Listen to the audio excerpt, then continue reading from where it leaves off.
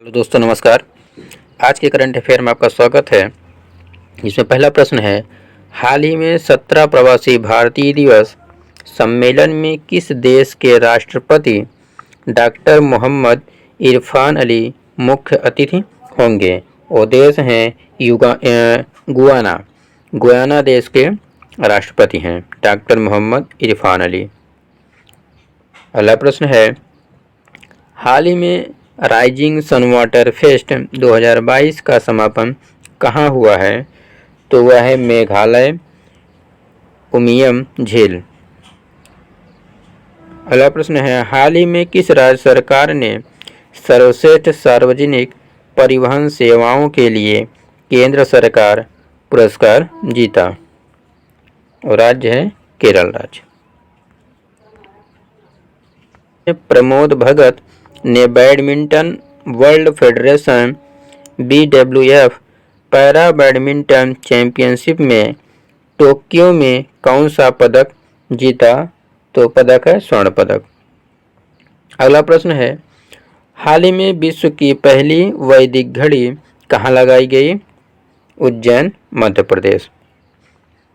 अगला है, हाल ही में भारत ने कहाँ वर्ल्ड ट्रैवल मार्केट 2022 में भाग लिया?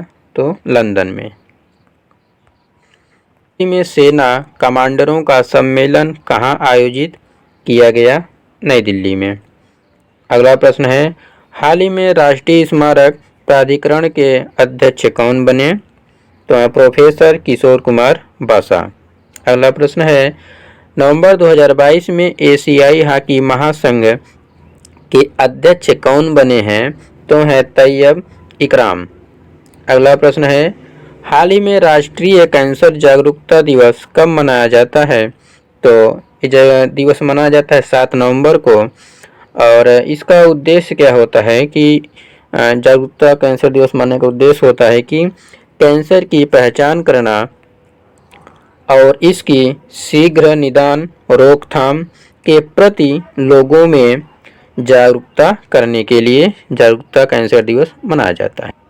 अगला प्रश्न है, हाल ही में अक्टूबर माह में भारत का शीर्ष तेल आपूर्तिकर्ता कौन सा देश बना? वो है रूस। अगला प्रश्न है, हाल ही में किस टीम ने हिमाचल प्रदेश की टीम को हराकर पहली भारत सैयद मुश्ताक अली ट्रॉफी 2022 T20 जीती? तो है मुंबई टीम। कहाँ प्रधानमंत्री नरेंद्र मोदी की उपलब्धियों और विरासत पर लिखी गई 2 पुस्तकों का विमोचन हुआ है? तो दुबई में।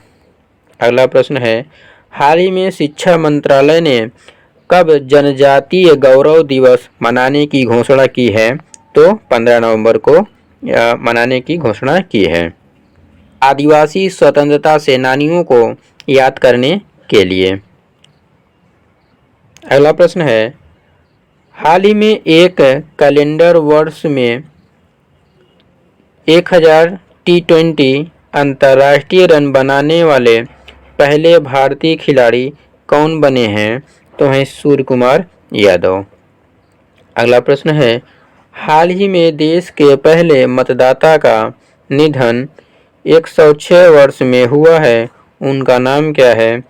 श्याम शरण नेगी। अगला प्रश्न है, हाल ही में किसे वर्ष 2022-23 के लिए श्रीलंका भारत सोसाइटी का अध्यक्ष नियुक्त किया गया है? तो हैं किशोर रेड्डी।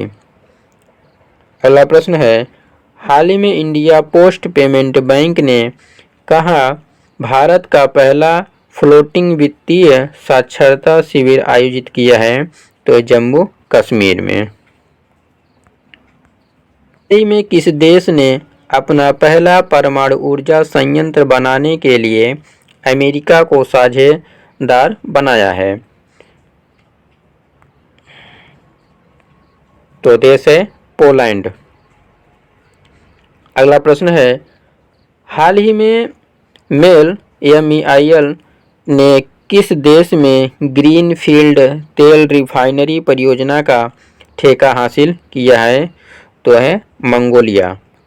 अगला प्रश्न है, हाल ही में unique identification authority of India UIDAI ने यूजर्स के बेहतर अनुभव के लिए कौन सा चैटबॉट लॉन्च किया है? तो है आधार मित्र।